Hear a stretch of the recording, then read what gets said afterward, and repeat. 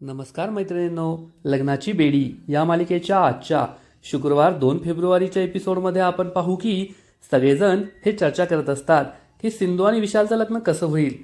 तेव्हा रेश्मा म्हणते, मला नाही वाटत विशाल हा सिंधूशी लग्न करायला होकार देईल.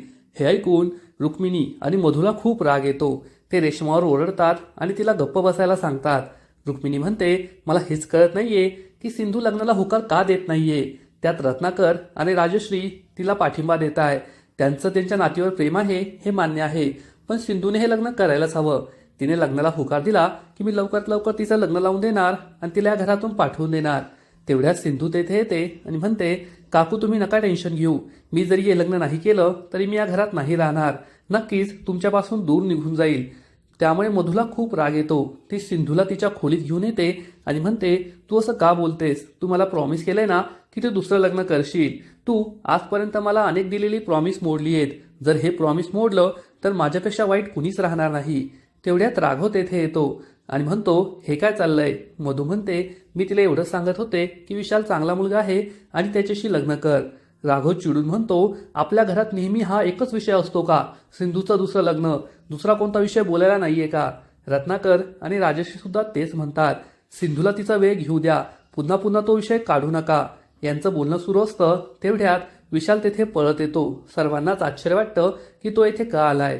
इकडे अन्वी ही आयुषला फोन करते आणि विचारते, तुला काही समजलं का? आयुष सांगतो, हो मी त्याची प्रोफाईल चेक केली आहे. तो एकदम परफेक्ट माणूस आहे. पहाटे उठतो, योगा करतो, त्यानंतर ऑफिसला जातो. त्याचे सगळे व्हिडिओज त्याबद्दलचेच आहेत. तुझ्या सीमासाठी तो परफेक्ट लाईफ पार्टनर आहे. हे ऐकून अन्वी खूप चिडते आणि म्हणते, असं काही नाहीये, मला त्याच्यावर फुल डाऊट आहे. तू आणखीन काही शोधण्याचा प्रयत्न कर. आयुष म्हणतो, मला तर वाटतं तो परफेक्ट आहे. मग सीमाचं चांगलं व्हावं असं तुला वाटत नाही का? अन्वी म्हणते, माझा राघव मामाच हा सीमासाठी परफेक्ट आहे. आयुष हा अन्वीला भेटायला बोलवतो. अन्वी चिडून म्हणते, तू काय माझा बॉयफ्रेंड आहेस का? मी नाही तुला भेटायला येणार. आणि ती रागारागाने फोन कट करते. दुसरीकडे मधू विशालला विचारते, काय झालं? तुम्ही असे का आलात? विशाल सांगतो, मला लग्नाबद्दलचा माझा निर्णय तुम्हाला सांगायचा आहे.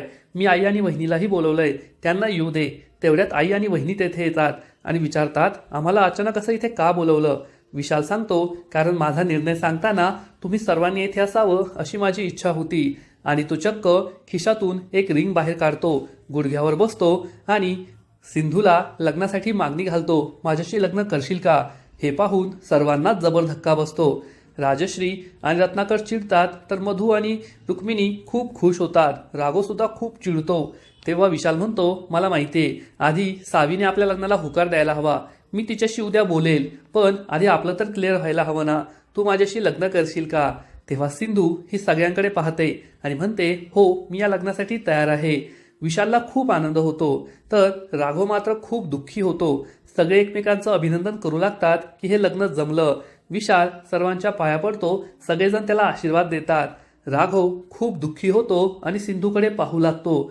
तेव्हा विशाल हा, आता मला एकदम योग्य लाईफ पार्टनर मिळालीये. मी सिंधूशी लग्न करणार. मी तिला कधीही दुःखी होऊ देणार नाही. सावीचीही काळजी घेईल असं सांगत असतो. राघव हा सिंधूकडे एकटक पाहत असतो. सिंधूही त्याच्याकडे पाहत असते. दोघेही खूप दुःखी असतात. इकडे अन्वीला एक आयडिया सुचते. ती लगेचच आयुषला फोन करते आणि म्हणते, त्या दोघांचं लग्न होऊ नये यासाठी माझ्याकडे एक आयडिया आहे. आपल्या नेहमीच्या कॅफेमध्ये मला भेट. आयुष यासाठी तयार होतो.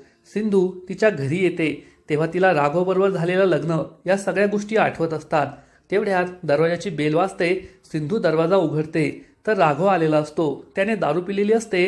त्याला कशाचीही शुद्ध नसते. सिंधू त्याला पाणी देते, पण राघव म्हणतो, तू लग्नाला होकार दिला का नाही देणार? तो माझ्यापेक्षा जास्त हँडसम आहे. तुझ्यासाठी गुंडांबरोबर लढतो. तो विशाल आहे, विशाल हृदयाचा आहे.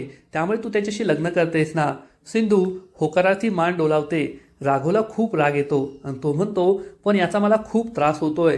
तुला याचा त्रास होत नाहीये का? सिंधू ही राघवकडे पाहतच राहते. पुढील एपिसोडमध्ये आपण पाहू की गुरुजी सिंधू आणि विशालची लग्नपत्रिका पाहतील आणि सांगतील की सिंधूच्या पत्रिकेत दुसऱ्या लग्नाचा योग नाहीये आणि तसं झालं तर तिच्या जीवाला धोका आहे. आणि त्याच वेळेस सिंधूच्या हातावर चाकू पडेल आणि तिचं बोट कापणार आणि ती राघवला हाक मारेल.